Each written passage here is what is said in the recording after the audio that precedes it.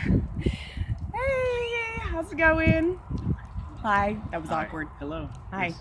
Okay, so we just wanted to take a couple minutes to share about, we were part of the exchange. I was for a full year, and Kelly got a whole whopping semester, but got crazy downloads. And so we've been at Christ for the Nations Institute since January, and we've been using different parts of the exchange almost daily. For me, it's almost a daily occurrence that I get to share it with people.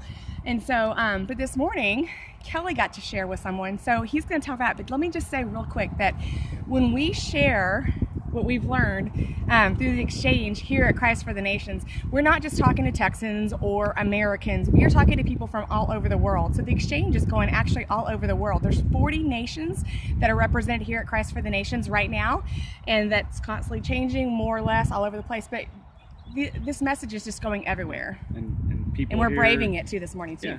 And people here, even Americans, go all over Yeah. the world. So. That's right. So what happened this morning? So anyway, a guy that we know that's on our Jamaica outreach trip with us. We're going to Jamaica this summer. Anyway, he just kind of pulled me aside and wanted to talk, and he really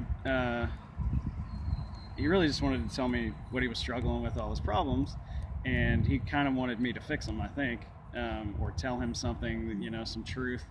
And I just told him, I said, I know what you're looking for, but you are not going to believe it. I said, I'm sure other people here have told you the truth. You know the truth, but you're not going to believe it until you hear from God. So I said, after talking and him and telling me everything he's struggling with, I knew there was a root lie that he was believing, but once again, he needed to hear that from God too. And so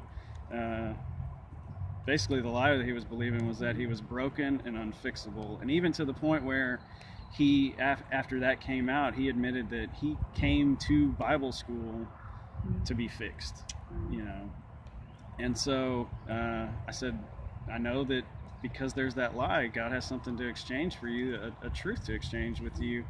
And he wasn't hearing, and he wanted to keep telling me his problems. And then he finally looked, and it was almost time for the first morning session to be over, and we had been standing outside instead of being in chapel where we were supposed to be. And he said, I feel like I'm wasting your time. And then he just kind of got quiet, and then tears came in his eyes. And he said, God just told me that I'm not a waste of time. And I said, I agree with that. I said, does that feel true? And he said, yes. And he cried, and I could, you could tell. He believed it because he heard it from God, not from me. So it's just awesome that to minister to people, all you got to do is just take them to Jesus. And so that's what we learned from the exchange, and it's true. That's why it works. So yeah, we do that all the time, but today was the first time that Kelly has really ever walked someone through that besides our family, and that was really powerful. And in a matter of minutes, just that quickly, this guy receives revelation of what Father says. And when Father says it, it's just indisputable. Yeah. When the enemy throws back up the lie, when Father says it, we just can't combat that. And so it's truth. The other thing that we've been using a whole lot is we use the red light, yellow light, green light a ton. In fact, when we're ministering to people, when we're just walking out our daily lives, part of what we do is we're RAs, which is resident advisors, which means that we are in place of authority. And so we get asked to do things, minister to people and things like that. And just because it's good doesn't mean it's God, and we're learning that. And so what we do when people ask us to do things is we pull them aside and we say, hey, my initial reaction is yes or no, whatever, you know what I mean? But let's take it up. Let's go up, and we explain what going up is about. And we talk with them about, there's a red light means stop. Don't move forward. Don't say go. Don't do anything. Do you want to hold it for me? And yellow light means proceed with caution, and green light is just go. Just go forward.